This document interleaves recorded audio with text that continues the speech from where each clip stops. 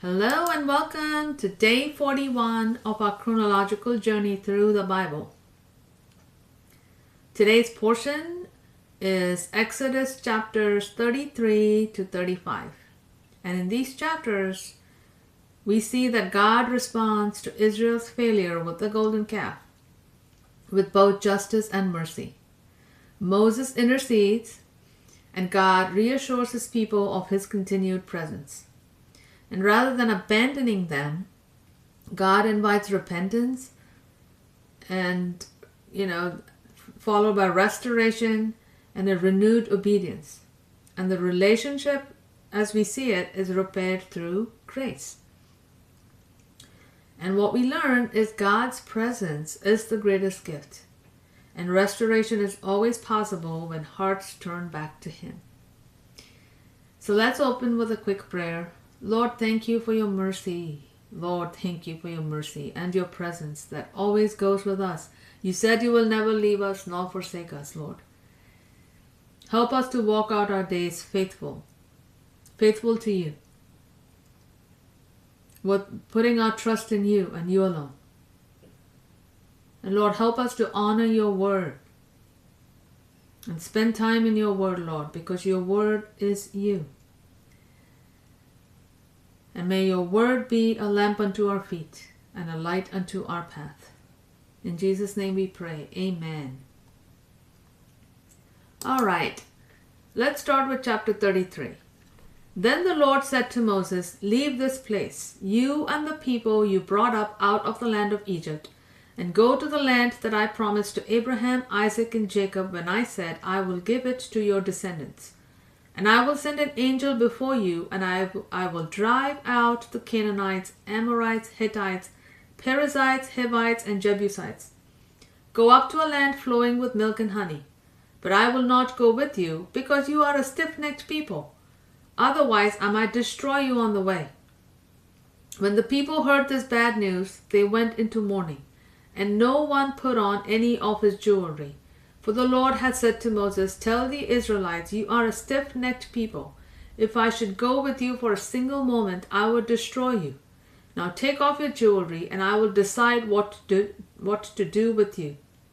So the Israelites stripped themselves of their jewelry from Mount Horeb onward. Now Moses used to take the tent and pitch it at a distance outside the camp. He called it the tent of meeting, and any one inquiring of the Lord would go to the tent of meeting outside the camp. Then whenever Moses went out to the tent, all the people would stand at the entrances to their own tents and watch Moses until he entered the tent. As Moses entered the tent, the pillar of cloud would come down and remain at the entrance, and the Lord would speak with Moses.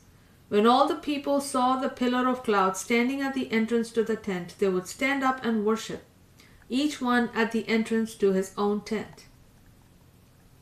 Thus the Lord would speak to Moses face to face as a man speaks to his friend. Then Moses would return to the camp, but his young assistant Joshua, the son of Nun, would not leave the tent. Then Moses said to the Lord, "Look, you have been telling me, 'Lead this people up,' but you have not let me know whom you will send with me. Yet you have said, 'I know you by name, and you have found favor in my sight.' Now if indeed I have found favor in your sight, please let me know your ways, that I may know you and find favor in your sight. Remember that this nation is your people." And the Lord answered, "My presence will go with you, and I will give you rest." "If your presence does not go with us," Moses replied, "do not lead us up from here. For how then can it be known that your people and I have found favor in your sight, unless you go with us? How else will we be distinguished from all the other people on the face of the earth?" So the Lord said to Moses, "I will do this very thing you have asked, for you have found favor in my sight, and I know you by name." Then Moses said, "Please show me your glory." "I will cause all my goodness to pass before you," the Lord replied, "and I will proclaim my name, the Lord, in your presence. I will have mercy on whom I have mercy, and I will have compassion on whom I have compassion." But he added, "You cannot see my face, for no one can see me and live."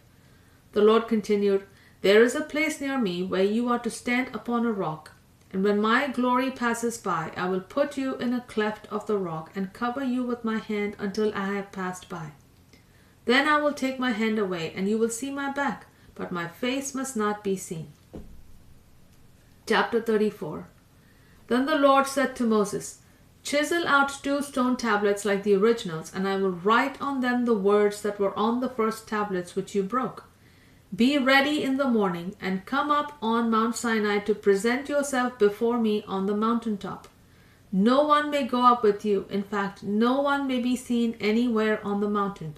Not even the flocks or herds may graze in front of the mountain. So Moses chiseled out 2 stone tablets like the originals. He rose early in the morning, and taking the 2 stone tablets in his hands, he went up Mount Sinai as the Lord had commanded him. And the Lord descended in a cloud, stood with him there, and proclaimed his name, the Lord. Then the Lord passed in front of Moses and called out, the Lord God, is compassionate and gracious, slow to anger, abounding in loving devotion and faithfulness, maintaining loving devotion to 1,000 generations, forgiving iniquity, transgression, and sin. Yet he will by no means leave the guilty unpunished. He will visit the iniquity of the fathers on their children and grandchildren to the 3rd and 4th generations. Moses immediately bowed down to the ground and worshipped. O Lord, he said, if I have indeed found favor in your sight, my Lord, please go with us. Although this is a stiff-necked people, forgive our iniquity and sin, and take us as your inheritance. And the Lord said, Behold, I am making a covenant. Before all your people I will perform wonders that have never been done in any nation in all the world. All the people among whom you live will see the Lord's work, for it is an awesome thing that I am doing with you. Observe what I command you this day. I will drive out before you the Amorites, Canaanites, Hittites, Perizzites, Hivites, and Jebusites. Be careful not to make a treaty with the inhabitants of the land you are entering, lest they become a snare in your midst. Rather, you must tear down their altars, smash their sacred stones, and chop down their Asherah poles. But you must not worship any other god, for the Lord, whose name is jealous, is a jealous God. Do not make a covenant with the inhabitants of the land, for when they prostitute themselves to their gods and sacrifice to them, they will invite you, and you will eat their sacrifices. And when you take some of their daughters as brides for your sons, their daughters will prostitute themselves to their gods and cause your sons to do the same. You shall make no molten gods for yourselves. You are to keep the feast of unleavened bread. For 7 days at the appointed time in the mount of Abib, you are to eat unleavened bread as I commanded you. For in the month of Abib you came out of Egypt. The first offspring of every womb belongs to me, including all the firstborn males among your livestock, whether cattle or sheep. You must redeem the firstborn of a donkey with a lamb, but if you do not redeem it, you are to break its neck. You must redeem all the firstborn of your sons. No one shall appear before me empty-handed. 6 days you shall labor, but on the 7th day you shall rest. Even in the seasons of plowing and harvesting you must rest. And you are to celebrate the Feast of Weeks with the first fruits of the wheat harvest, and the Feast of Ingathering at the turn of the year. 3 times a year all your males are to appear before the Lord God, the God of Israel. For I will drive out the nations before you and enlarge your borders, and no one will covet your land when you go up 3 times a year to appear before the Lord your God. Do not offer the blood of a sacrifice to me, along with anything leavened, and do not let any of the sacrifice from the Passover feast remain until morning. Bring the best of the first fruits of your soil to the house of the Lord your God. You must not cook a young goat in its mother's milk. The Lord also said to Moses, Write down your words, for in accordance with these words I have made a covenant with you and with Israel. So Moses was there with the Lord 40 days and 40 nights without eating bread or drinking water. He wrote on the tablets the words of the covenant, the 10 commandments. And when Moses came down from Mount Sinai with the 2 tablets of the testimony in his hands, he was unaware that his face had become radiant from speaking with the Lord. Aaron and all the Israelites looked at Moses, and behold, his face was radiant, and they were afraid to approach him. But Moses called out to them. So Aaron and all the leaders of the congregation returned to him, and Moses spoke to them. And after this, all the Israelites came near, and Moses commanded them to do everything that the Lord had told him on Mount Sinai. When Moses had finished speaking with them, he put a veil over his face. But whenever Moses went in before the Lord to speak with him, he would remove the veil until he came out. And when he came out, he would tell the Israelites what he had been commanded. And the Israelites would see that the face of Moses was radiant. So Moses would put the veil back over his face until he went in to speak with the Lord. Chapter 35. Then Moses assembled the whole congregation of Israel and said to them, These are the things that the Lord has commanded you to do. For 6 days work may be done, but the 7th day shall be your holy day, a Sabbath of complete rest to the Lord. Whoever does any work on that day must be put to death. Do not light a fire in any of your dwellings on the Sabbath day. Moses also told the whole congregation of Israel, This is what the Lord has commanded. Take from among you an offering to the Lord. Let every one whose heart is willing bring an offering to the Lord. Gold, silver, and bronze, blue, purple, and scarlet yarn, fine linen and goat hair, ram skins dyed red and fine leather, acacia wood, olive oil for the light, spices for the anointing oil and for the fragrant incense, and onyx stones and gemstones to be mounted on the ephod and the breastpiece.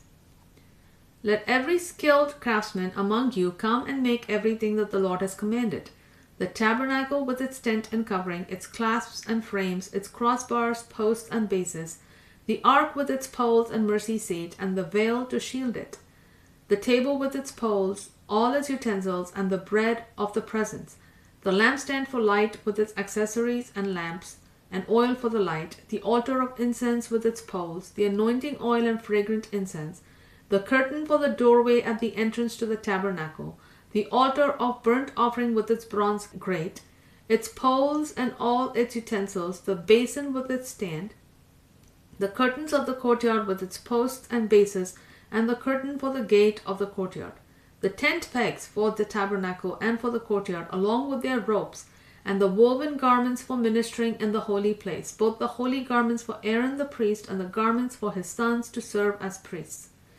Then the whole congregation of Israel withdrew from the presence of Moses. And every one whose heart stirred him and whose spirit prompted him came and brought an offering to the Lord for the work on the tent of meeting, for all its services, and for the holy garments. So all who had willing hearts, both men and women, came and brought brooches and earrings, rings and necklaces, and all kinds of gold jewelry, and they all presented their gold as a wave offering to the Lord. Every one who had blue, purple, or scarlet yarn, or fine linen, goat hair, ram skins dyed red, or articles of fine leather brought them. And all who could present an offering of silver or bronze brought it as a contribution to the Lord. Also every one who had acacia wood for any part of the service brought it. Every skilled woman spun with her hands and brought what she had spun, blue, purple, or scarlet yarn, or fine linen, and all the skilled women whose hearts were stirred spun the goat hair. The leaders brought onyx stones and gemstones to mount on the ephod and breastpiece, as well as spices and olive oil for the light, for the anointing oil, and for the fragrant incense. So all the men and women of the Israelites whose hearts prompted them brought a freewill offering to the Lord for all the work that the Lord through Moses had commanded them to do. Then Moses said to Israelites, See, the Lord has called by name Bezalel son of Uri, the son of Hur of the tribe of Judah, and he has filled him with the Spirit of God, with skill, ability, and knowledge in all kinds of craftsmanship, to design artistic works in gold, silver, and bronze, to cut gemstones for settings, and to carve wood, so that he may be a master of every artistic craft. And the Lord has given both him and Aholiab son of Ahisamach of the tribe of Dan the ability to teach others. He has filled them with skill to do all kinds of work as engravers, designers, embroiderers in blue, purple, and scarlet yarn and fine linen, and as weavers, as artistic designers of every kind of craft. Wow.